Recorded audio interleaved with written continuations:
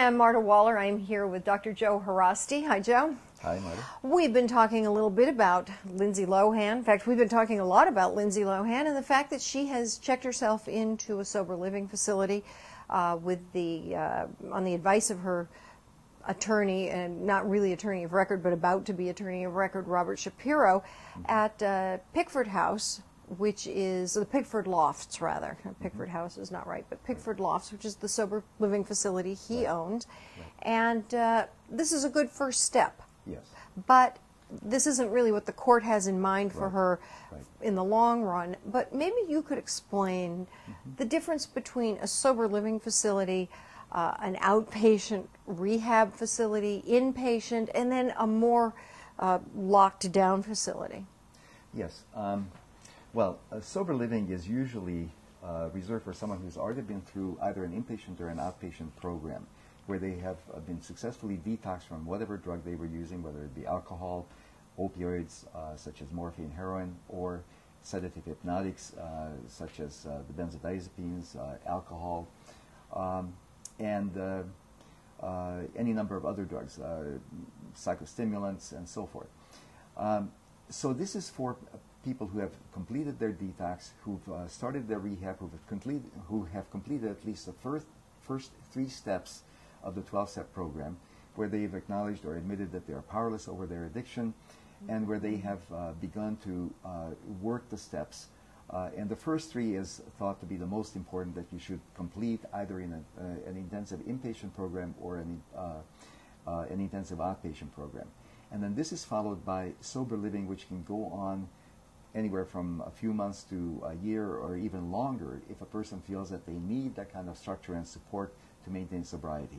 Let me ask you a question. You know, I don't want to interrupt you, but it occurred to me that you and I had discussed the fact that Lindsey Lohan clearly has an issue with drugs and alcohol. She has active prescriptions for Dilaudid, Adderall, a couple of other things that we've seen, and has been taking them to defeat her scram bracelet. Yes. So would it be possible that she could be in this facility and receiving treatment by an MD to detox herself before she goes to jail, as you and I had discussed might be a good idea, before they drop her off at a county facility and say, oh, by the way, you don't get any more medication?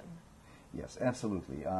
If she were visited by a psychiatrist or an addictionologist while she's in this sober living facility, she could be successfully detoxed from whatever drug she's on. And again, of the things that she's taking currently that I understand is Ambien, Dilaudid, and Adderall.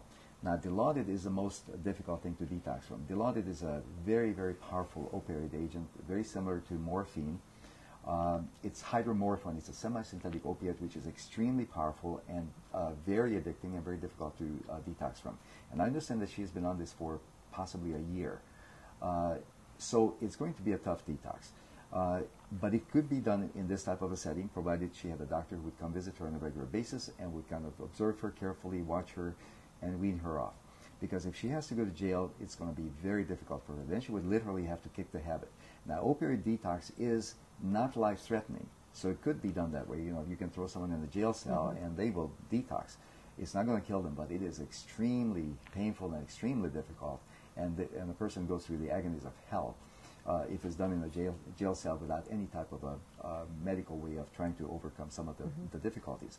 So if she is smart, she would go into something like this, a sober living, have a physician come visit her, place her on some type of a detox regimen, just in case she has to go into jail where she will not get this kind of a help. So this could be a multi-layered way of saving her life and making her comfortable and making this transition something that is manageable. Because right now the court has no indication that there's a plan to appeal the sentence. I mean, right now, nothing has been said. She's scheduled to go to jail on the 20th. I watched the court hearing on July 6th, and Judge Revel was very, very clear in what she said, that she's sentenced to 90 days in jail, 3 consecutive 30-day periods of 90 days, followed by 90 days of lockdown rehab. She's very clear on this, and unless there can be a compelling argument made by her new attorney who most likely will be Robert Shapiro, she will have to follow through with that without any appeal, because the judge has that power. This is not an appealable thing. The judge may change her mind at the hearing on the 20th if Robert Shapiro is able to come up with a very compelling argument, and if Lindsey, by her demeanor, shows that she is different from the hearing that took place on July the 6th. You know, if she gets into jail and the jail says, well, okay, you're in and you're out, and the judge says, I don't like that, you're going back, they have to take her back. Now, let's go back to the number of the different types of facilities. So we've done sober living. Now, what about outpatient? Okay, all right. But first of all, for most, my experience is the following, that it is very difficult to detox someone from opiates after they've been on it for as long as Lindsey has, if in fact what we hear is true, that she has been on Dilaudid for approximately a year. It is, in my experience, practically impossible to wean someone off a powerful opiate like that on an outpatient basis. I have tried it many times with some of my patients who have refused to go into an inpatient facility only to have them fall on their faces. It's well nigh impossible. And again, a lot of managed care companies will try to force you to do that because they're not going to pay for inpatient rehab, et cetera, et cetera. But all things being equal, and if I had the best of all possible worlds, I would tell all my patients to go through at least a 2-week inpatient detox if you're coming off opiates or from, say, cocaine or some of the more powerful sedative hypnotics.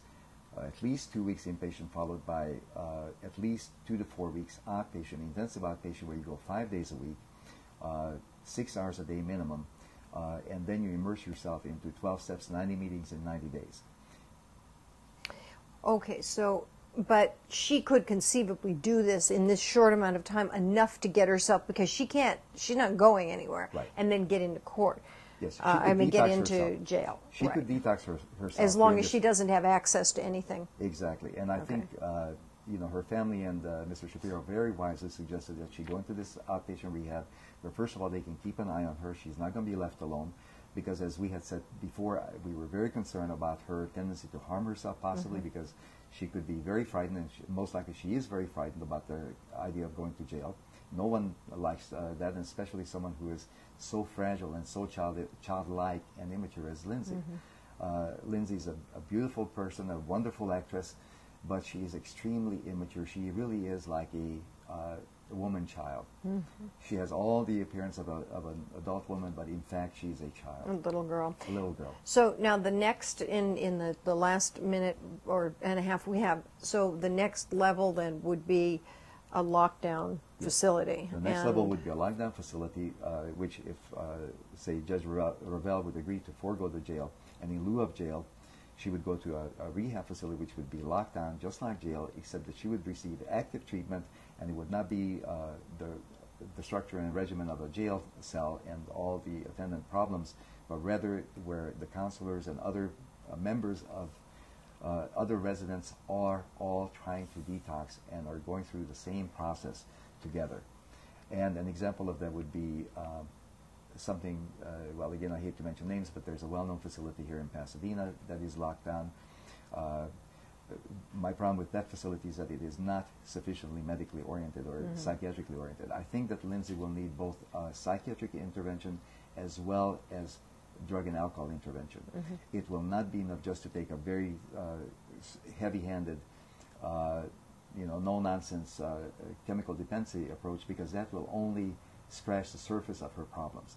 She will need very intensive intervention for both her emotional psychiatric problems as well as her chemical dependency. But the drug is the most important. That's the one that has to be addressed first.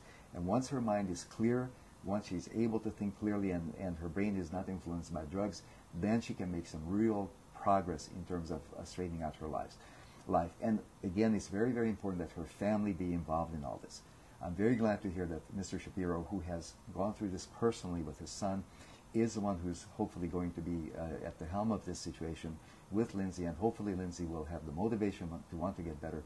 And I hope that her parents can come together to try to help her and become totally involved and immersed in this process with her, because the whole family has a problem. This is not just Lindsey.